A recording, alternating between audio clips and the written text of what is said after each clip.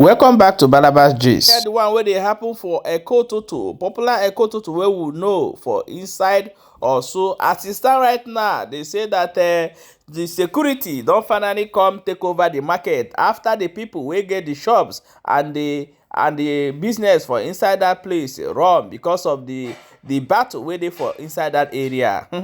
We go play you the video make you see how Eke-ututu look like now and see say the government don come take over that popular Eke-ututu.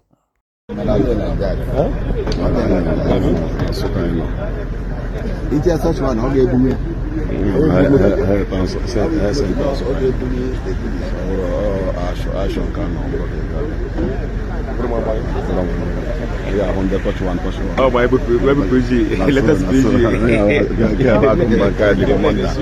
So I am on life, I am on ground. I want to go see Aga. You know, who's a good guy. So I'm security. I am here. I got you everywhere. Share one local government as ways.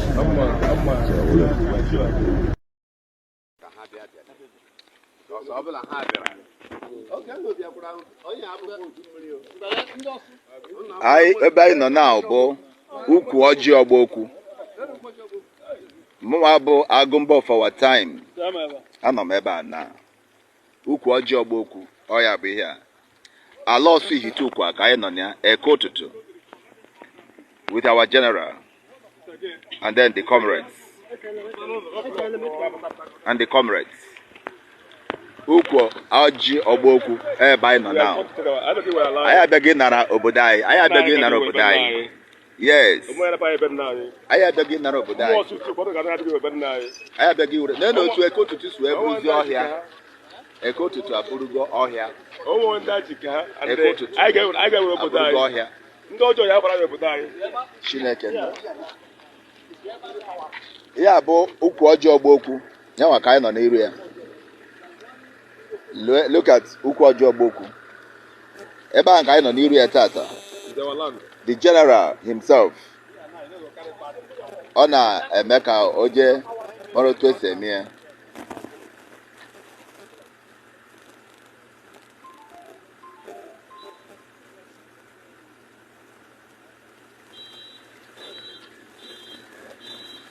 Youth also, anyị abịaghị were ihe belong to us. Otu a okwu anyị si wee macha ala ebe a lee na ya ewepụsịa m ihe okwu n'ụkwụ m.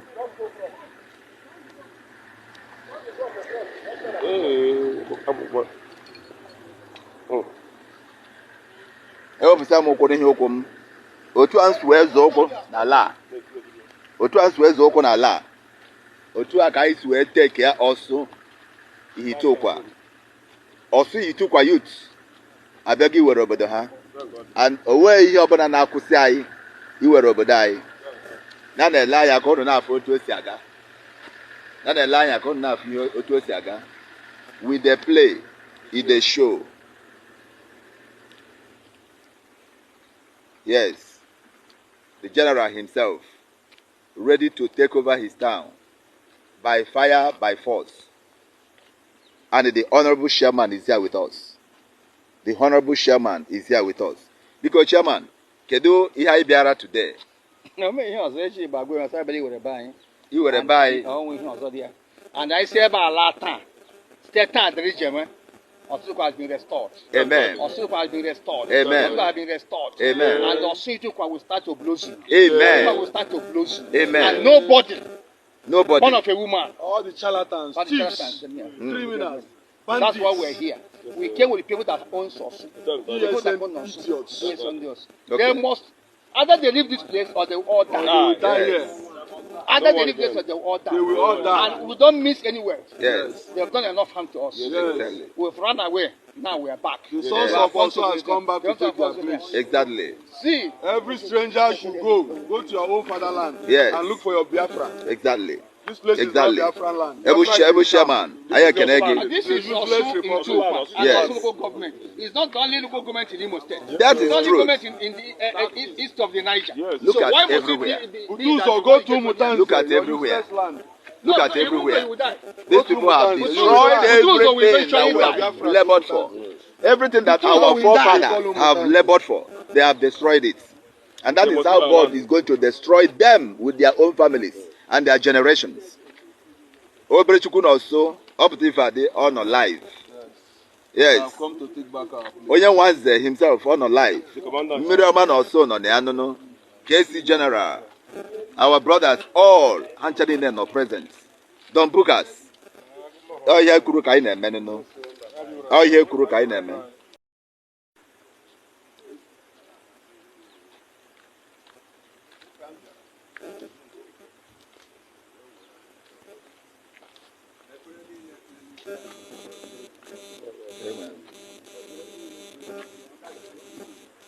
Amen. Amen.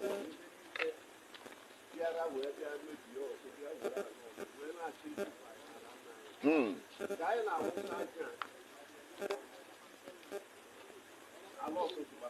Amen.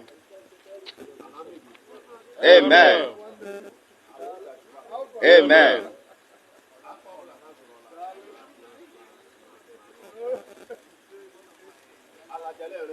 Amen.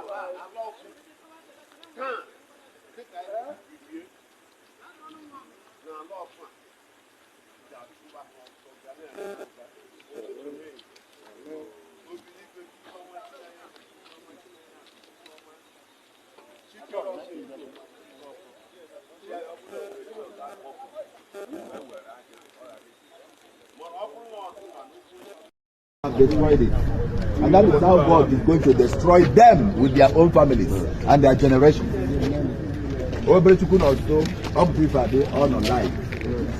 Yes. Onye Wanze himself on alive. Miriaman also on the Anono. KC General. Our brothers all answering them no present. Don't book us. Oh yeah, kuru kai na men no. Oh yeah, kuru kai na by fire by force.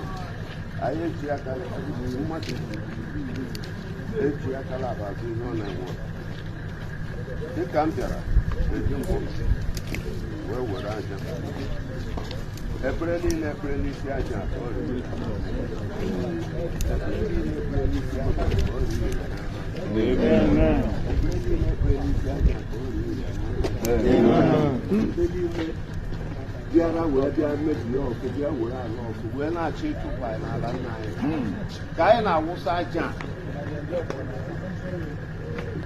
ala ọsọ chụba ha ọsọ. Amen. Ala ama Igbo chụba ha ọsọ. Amen. Nwanne m daalụ afọ. Amen. Afọ ọbụla ha zụrụla. Daalụ. Iseri ike. Ala jere ere ha mgba. Anyị bịara iwere be anyị. Ala ọsọ. Dịka anyị birie n'ala ọsọ a ga-achụba ha ọsọ ga na-ere ha nga ụtụtụ na-eri obi igwe tupu ọma Chineke tupu ọma Chineke tupu ọma chikere ọsọ ito ụkpa chi anyị ọ bụla nwere chi ọzọ akpọpụrụ mgbe e were anya ka ọ ghara ịdị ya mana ọ bụrụ na ọdụnwa n'ugwu nsọ gị ya ga ede wee tee ekpere wee rịọ ọgụgụ nyechighi anyị n'ebe nke anyị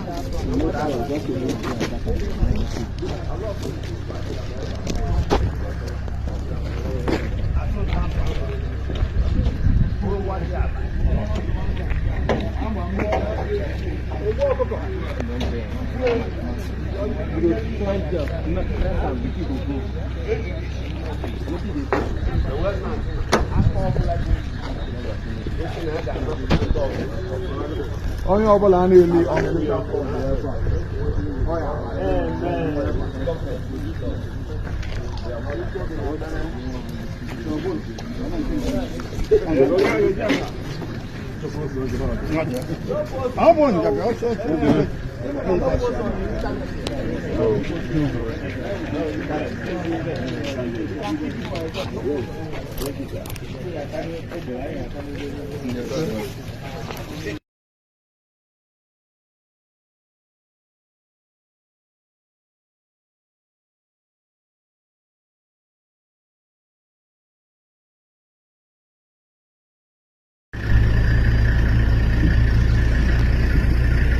This is a coat.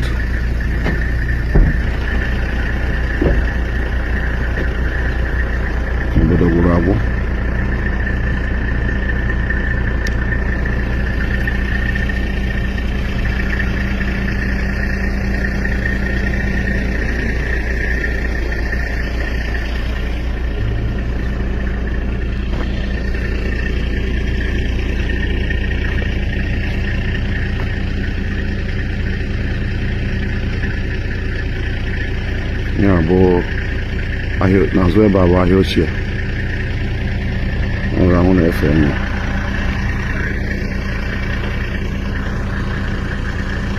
I don't know, see you too. My brother guy, Alabama.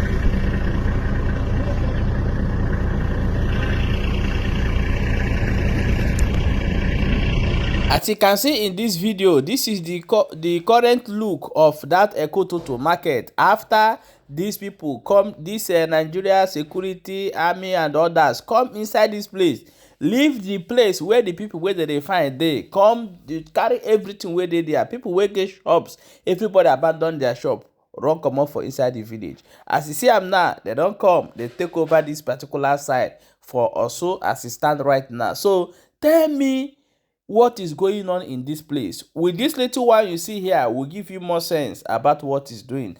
When I hear the message where they send, go give General Butuzo. They say that they go make sure say they capture them. Now waiting they talk for this video. I beg I see they watch, make sure say they share so that other people could get the information. Don't forget to see there for Baraba JC. Here where they bring your Bongo news as it they happen. I beg more try to share and like.